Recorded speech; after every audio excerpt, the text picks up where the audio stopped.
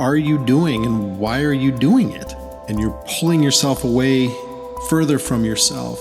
And with time, you're going to feel that challenge, that strain. Life is urgent. It's finite. Go live who you are before a crisis forces you to. Ask yourself, am I growing? Every moment you spend living inauthentically is a small death. Agree or disagree?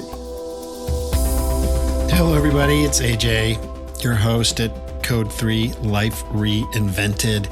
Just me today. And what I'm going to do is read a few passages from my upcoming book called Powered by Authenticity, due out this month. And we're going to focus in on a really central theme of the book called urgent authenticity. And I'm going to read the section from a chapter where I introduce this notion of what is urgent authenticity and why is it important. But before I do, I want to read another sentence from the book just to frame things up, to set the table, as it were. Every moment you spend living inauthentically is a small death. That is a pretty bold statement, a little harsh, potentially. However, that is maybe the most succinct way to say a lot about what urgent authenticity is. And if you're not living authentically true to who you are, and of course this book is called Powered by Authenticity, then what are you doing and why are you doing it? And you're pulling yourself away further from yourself. And with time, you're going to feel that challenge, that strain, as you wear masks to show up and look a certain way, or you do things that are foisted upon you from society or expectations from work or your family. And like, why am I doing all this? Like, this is crazy. This isn't what I want to do. This isn't me. This isn't my house. To quote the Talking Heads, like, this isn't it. And so why are you not living true to yourself? And so that is a pretty key theme in the book that I've written. And for those of you that know my story, I've survived 2 heart attacks, both widowmakers, both fully occluded left anterior descending artery issues when I was on the operating table. And in my introduction, I write this: through 2 heart attacks and a complete life reinvention, I've discovered urgent authenticity, a practice of living your truth before it's too late. This isn't about someday authenticity or comfortable authenticity or convenient authenticity. I'm going to read a longer passage here in just a moment. But again, coming back to this notion of urgent authenticity, and it's pretty straightforward when you lay those 2 words together, urgent and authenticity. And as a 2-time survivor could only say that life is urgent. It's finite. Go live who you are before a crisis forces you to. Okay, so let me dive into my book. I'm going to read several chapters. Buckle in, hang in there. If you're taking me for a walk while you're listening to this, hopefully this will be a nice way for you to enjoy wherever you're walking. All right, so let me dive in. And this is taken from chapter 4, where I introduce the notion of what is urgent authenticity. So I'm going to jump in mid-chapter here and read maybe what will be a couple pages. Urgent authenticity isn't about adding pressure or stress. It's about recognizing the preciousness of each moment and choosing to live it in alignment with your true self. It's about understanding that life is finite and unpredictable and using that knowledge not as a source of anxiety, but as motivation to live fully and authentically right now. How could I explain this so others would understand? How could I convey urgency as a gift rather than a burden? I pondered these questions during my daily morning walks around town. One morning, my mind returned to that mountain bike trail. In those moments when life might be ending, there was no room for pretense or facade. I was stripped down to my most authentic self, faced with the stark reality of my mortality. In that urgency, I found clarity. Nearly dying detached me from my inauthentic self, forcing authenticity. It was terrifying, yes, but oddly liberating. My second trip to the cath lab only reinforced this belief. We miss life's plot if we aren't true to ourselves. If we can't be honest with ourselves about who we authentically are, then who can we be? An inauthentic version of ourselves? That's unfair to who we are at our core. With this one precious life, we must dive deep into our vulnerabilities, explore them, and externalize them so our authentic selves can emerge and serve as our life maps. By releasing your authenticity from hiding, you set yourself free, which is profoundly awesome. Vulnerability is central to understanding authenticity. I encourage you to be extremely honest about who you are. Have the courage to share your truest self. Being vulnerable means breaking down walls that protect and hide your vulnerabilities out of fear, shame, and insecurity. Drop the masks. That openness empowers you to grow confident and develop genuine connections. It invites them in to see us as we are, not as we want to be seen. Being completely open with my vulnerabilities has been the most liberating thing I have ever done. All right, I'm going to pause there for a moment.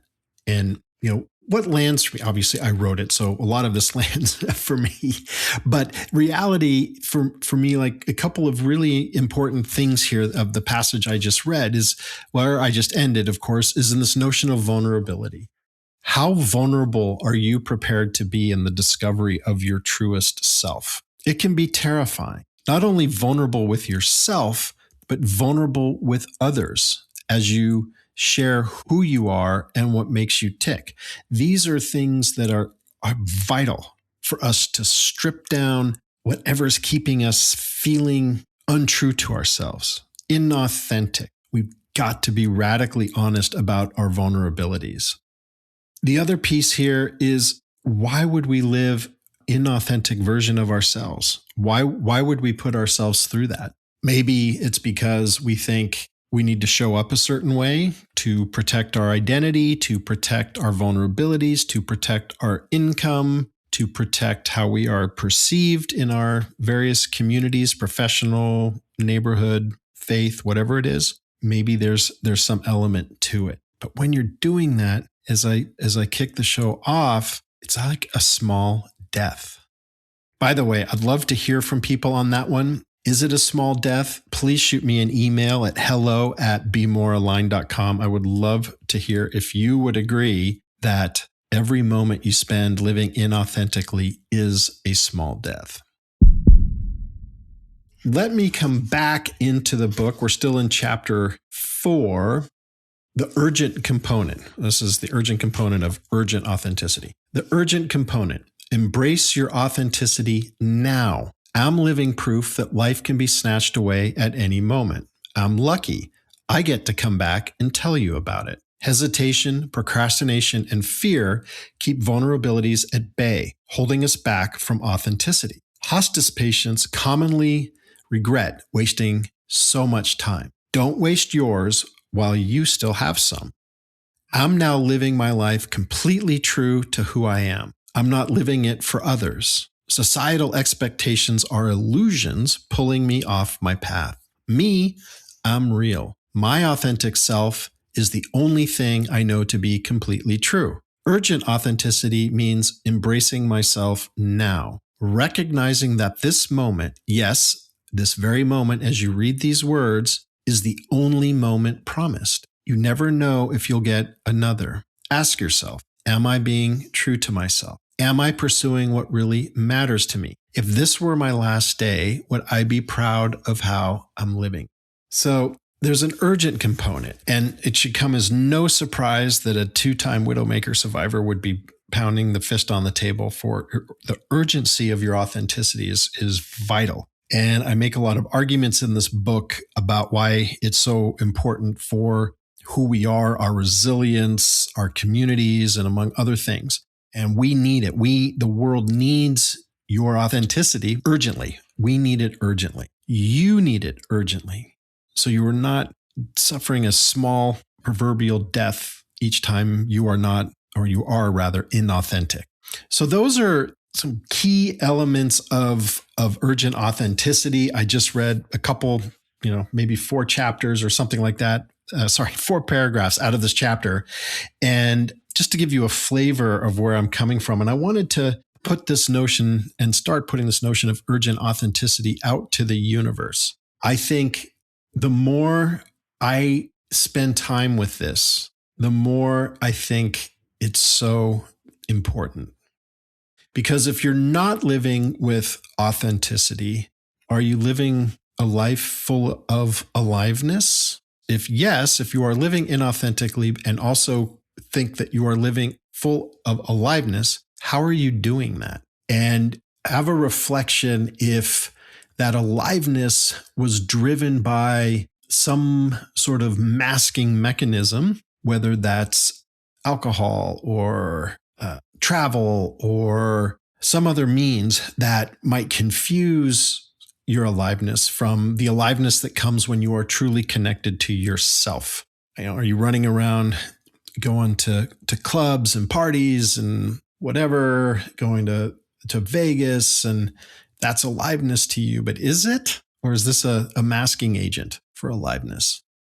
So that's something that is really important to me as I thought about this book and why this notion of authenticity has to be urgent. It has, and the urgency, as I will write in this, well, as I've written in this book, and you will read, should you read it, is that we don't have time to. There's no perfect time, and that sounds so trite, but there is no perfect time. It's just now. Now is the perfect time. There will never be a better time than right now, and that brings the urgency into the equation. Doesn't mean you're living every minute of every day with your hair on fire for urgency or for authenticity, but you're making a point to true that compass towards your authentic self as frequently and as often as you can. And I think that's really a big gist of one of the things I wanted to get across.